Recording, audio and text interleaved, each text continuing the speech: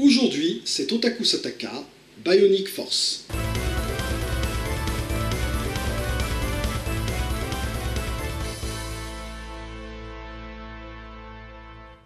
Minasan konnichiwa perfectillon desu. Vous connaissez très certainement Steve Austin, alias l'homme qui valait 3 milliards. Dans les années 70 en tout cas, parce qu'aujourd'hui, entre l'inflation et le passage à l'euro, c'est un peu plus compliqué à calculer. Steve Austin, donc, l'homme bionique qui courait au ralenti en faisant un bruit bizarre.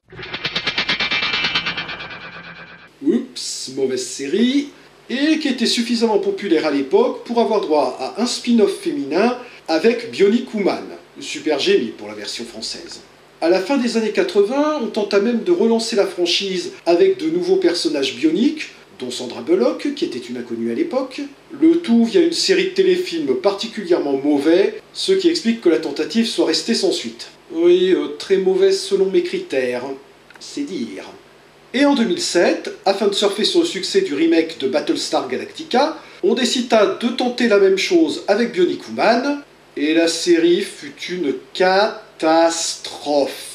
Déjà pas terrible à la base, elle ne fut pas aidée par le fait qu'on changeait l'équipe créative tous les 2 épisodes, la privant autant de cohérence que de direction. Au point d'ailleurs que la première saison ne fut même pas tournée en entier, les producteurs profitant de la grève des scénaristes pour arrêter les frais.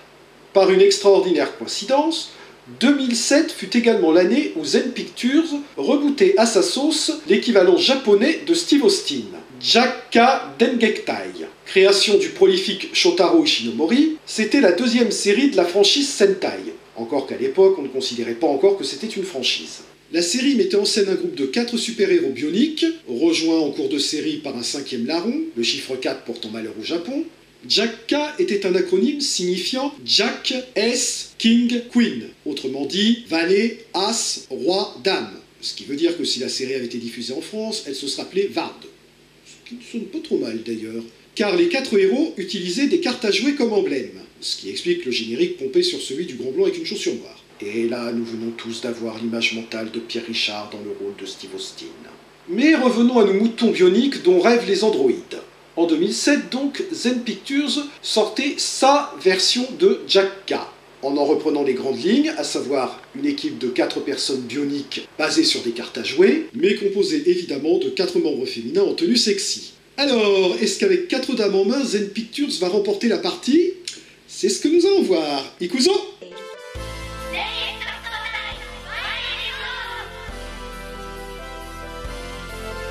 Le film s'ouvre sur une voix off nous expliquant que l'action se passe au XXIe siècle. Alors que la technologie a fait d'énormes progrès en cybernétique, permettant d'améliorer considérablement l'espérance de vie et de soigner plus efficacement les blessures et les maladies, mais aussi de créer des armes vivantes redoutables. C'est ainsi qu'une organisation criminelle appelée Death Dealers conçoit des cyborgs meurtriers appelés les Death Workers, qu'elle revend ensuite aux criminels les plus offrants. C'est afin de les combattre qu'a été créée Bionic Force, une équipe de 4 femmes bioniques dirigée par Kanon Tsurugi, alias Red Force, la dame de pique dotée d'yeux et d'oreilles bioniques. Assez bizarrement, c'est la seule de l'équipe qui n'utilisera jamais ses capacités bioniques. Ajoutez à ça que l'actrice Maya Sakita souffre d'un strabisme assez caractéristique, à moins que ce ne soit un effet d'optique ha-ha dû à la forme de ses yeux. Quoi qu'il en soit, ça donne quand même l'impression que ses yeux bioniques ont un léger défaut de conception. Et puis franchement, vu son physique, ça aurait été plus logique que ce soit le fessier qui soit bionique. Aïe! Ensuite, nous avons la commandante en second, Mio Kinjo, alias Blue Force, la dame de carreau, toujours calme et décontractée, et dotée de bras bioniques, qui lui permet d'expédier ses adversaires dans les airs, telle une irréductible gauloise frappant un légionnaire romain. Ils sont fous, ces sbires! Vient ensuite sa meilleure amie, la BFF de BF donc, Fubuki Atakeyama, alias Green Force, la dame de trèfle aux jambes bioniques, qui lui valent un style de combat très personnel à base de sauts, de coups de pied et de jeux de jambes, pour un résultat aussi original que spectaculaire.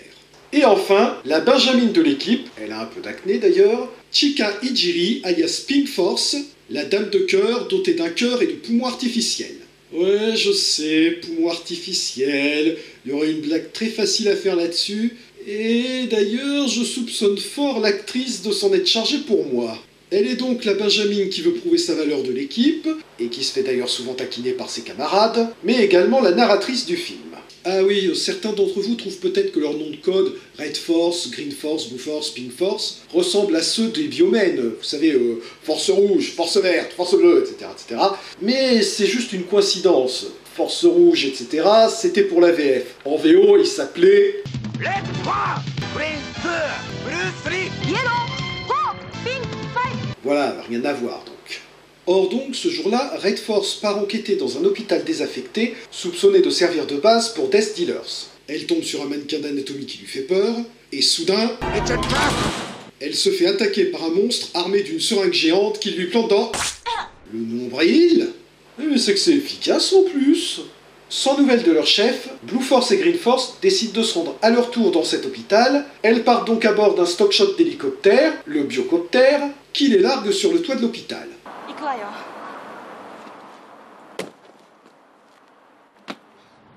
Et pourquoi vous avez pas atterri directement sur le toit? C'était pas assez badass? Elle se retrouve face à une porte récalcitrante que Blue Force ouvre à l'aide de son bras bionique, le tout accompagné d'un bruitage à la Steve Austin. Steve Austin assez rouillé, mais Steve Austin quand même. Comme leur leader avant elle, elles explorent les lieux, et comme leur leader avant elle... Quel farceur ce mannequin d'anatomie. Bon, faut dire aussi que Green Force est quand même assez facile à effrayer. 吹雪、大丈夫よ。よく見てごらんなさい。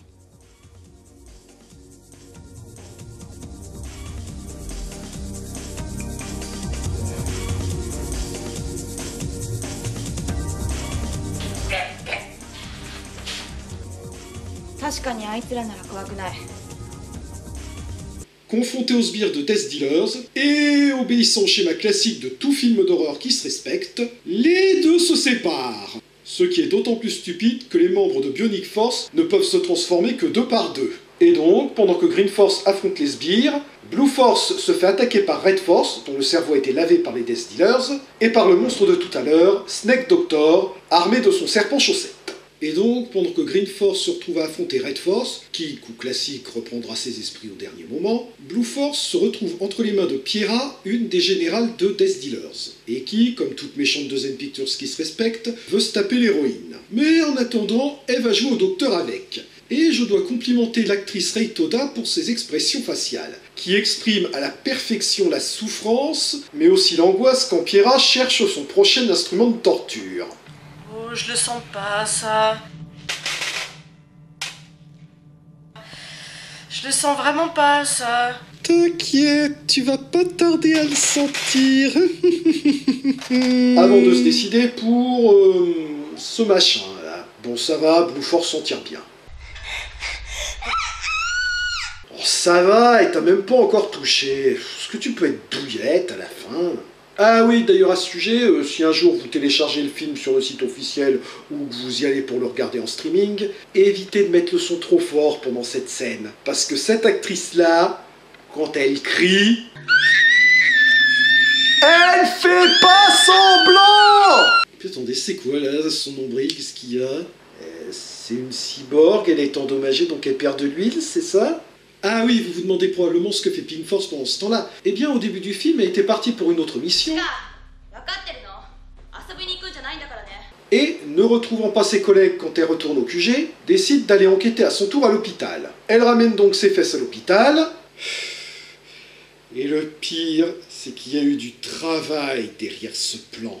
Je plaisante pas. Imaginez un instant la logistique nécessaire pour que la caméra parte de l'hôpital pour bien situer le lieu de l'action et descende pour que pile au moment où Pink Force arrive, la caméra se trouve pile au niveau de ses fesses. Zen Pictures. Nous filmons des culs, mais avec style. On notera au passage que Pink Force est une adepte de la méthode Coué.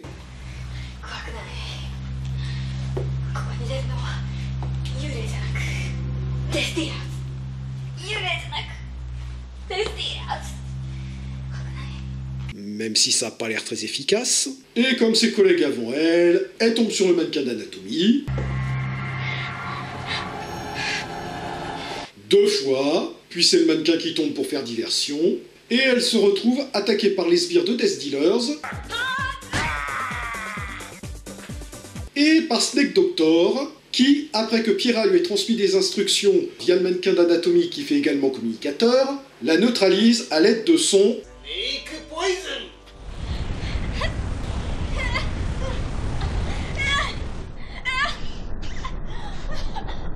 Tuez-moi, mais la bouche fermée, par pitié. Et après un plan sur le mannequin d'anatomie qui mériterait vraiment d'être crédité au générique à ce stade, Snake Doctor amène Pink Force inconsciente devant Pierra qui a l'intention de la torturer sous les yeux de Blue Force afin de l'obliger à lui révéler tout ce qu'elle sait sur Bionic Force.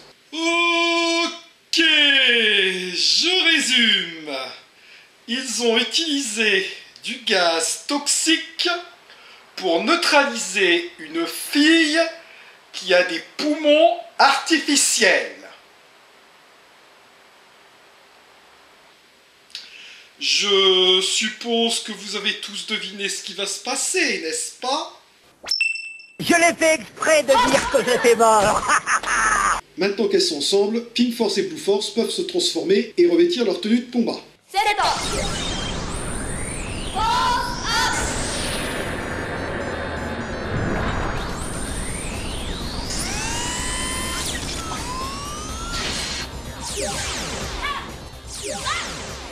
Pierra et Snake Doctor tentent de se barrer, mais se retrouvent face à Red Force et Green Force, qui se transforment à leur tour.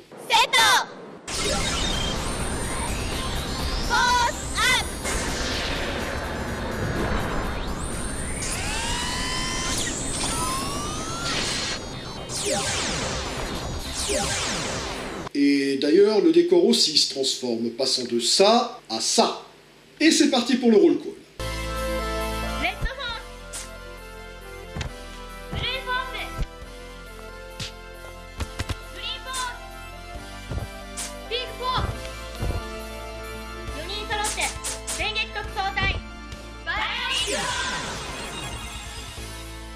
Pierra se barre en laissant Snake Doctor se démerder tout seul, et ça se passe évidemment très mal pour lui. Et finalement, Bionic Force l'achève à l'aide de leur super attaque finale de la mort qui tue.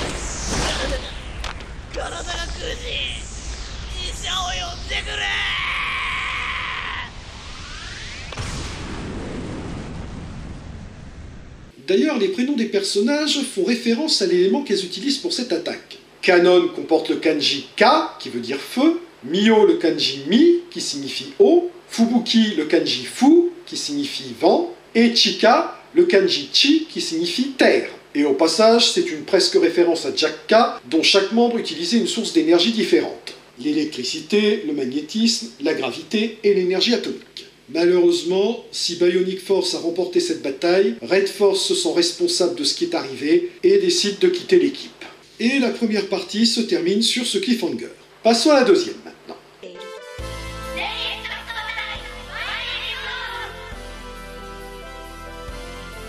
Oui, alors on risque d'en décevoir certains, s'il y a effectivement de la destruction dans celui-là. Pour le Violated, on repassera, on n'est pas dans les productions de la maison mère. Nous retrouvons donc Red Force errant sans but dans la ville, jusqu'à ce qu'elle se fasse repérer par un sbire qui a visiblement des ambitions littéraires. その腕からレッドフォースに変身するためのブレスレットがなくなっているんです。 Elle se retrouve donc rapidement face à Pierra au cœur de pierre, et se montre tellement démotivée qu'elle ne se défend même pas quand celle-ci l'attaque. Elle est heureusement sauvée par l'arrivée de Pink Force, qui n'hésite pas à affronter Pierra seule pour défendre son ancien leader.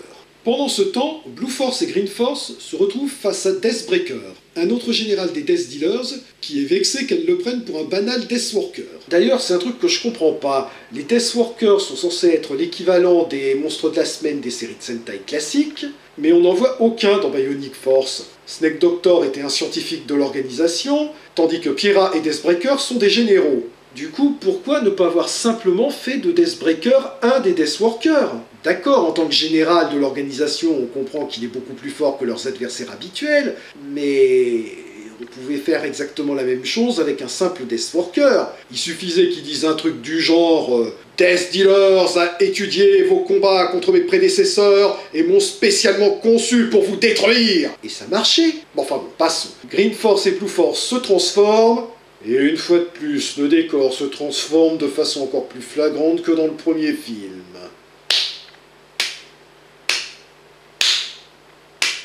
Malheureusement pour elle, Deathbreakers parvient à endommager leurs membres bioniques.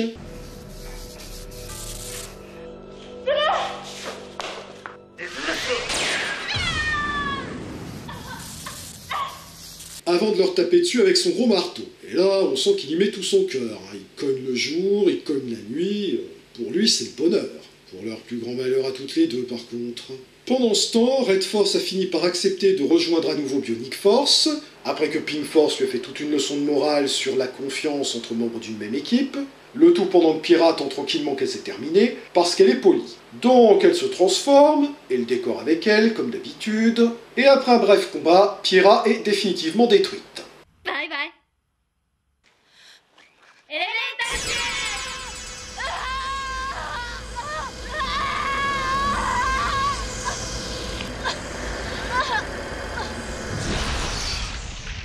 Ne laissant derrière elle qu'une voix narquoise, les informant que pendant ce temps, Blue Force et Green Force sont à la merci de Deathbreaker.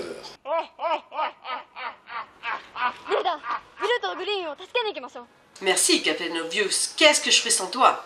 Elle part donc à la recherche de leurs camarades, et heureusement pour elle, elle croise en chemin un type qui s'est enfui effrayé après avoir vu Deathbreaker emmener ses deux prisonnières dans son père, et est donc en mesure de leur expliquer où il se cache. Oh bah ça tombe bien alors.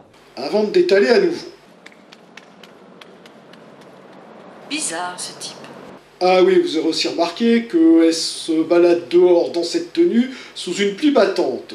C'est pas la première fois que ça se produit dans le film, d'ailleurs. M'étonnerait pas qu'elle finisse par s'enrhumer à force. Qu'est-ce que j'avais dit? Pendant ce temps-là, Deathbreaker torture ses prisonnières à l'aide d'un sextoy? Ah, alors c'était peut-être pour ça le violet Ted.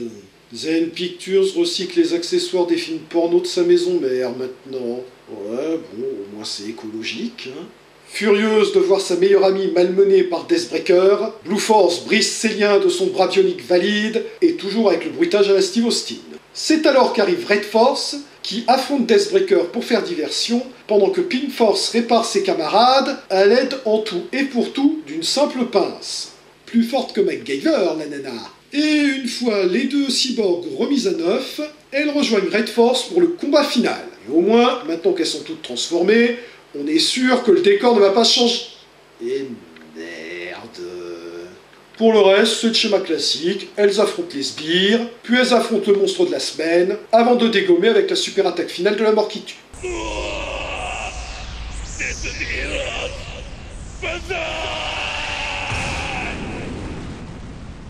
Et on les retrouve un peu plus tard à leur QG, décidant de célébrer le retour de Red Force en se baladant dehors sous la pluie. Ouais, ben ils riront moins quand Death Dealer lancera sa prochaine attaque et qu'elles seront au lit avec 42 fièvres. Ainsi se termine la version Zen Pictures de Jack-K.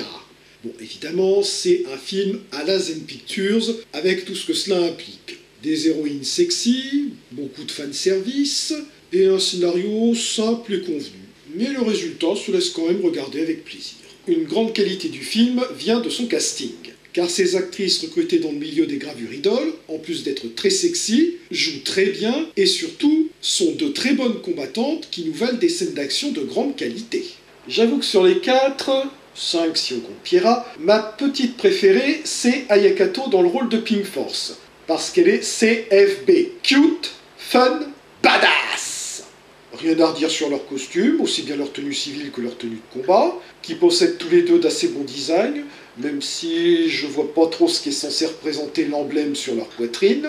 Et pour ce qui est des vilains, si Snake Doctor n'est pas terrible, j'aime beaucoup le design de Deathbreaker en revanche. C'est donc assez dommage qu'alors que plusieurs Sentai Made in Zen Pictures aient eu droit à plusieurs aventures, celle de Bionic Force se limite à ce diptyque. car entre l'univers futuriste et les personnages cybernétiques, son univers possédait un potentiel qui ne demandait qu'à être exploité dans d'autres films. Car il faut bien avouer que cette combinaison de 4 dames était en fait une quinte royale. Jeannet!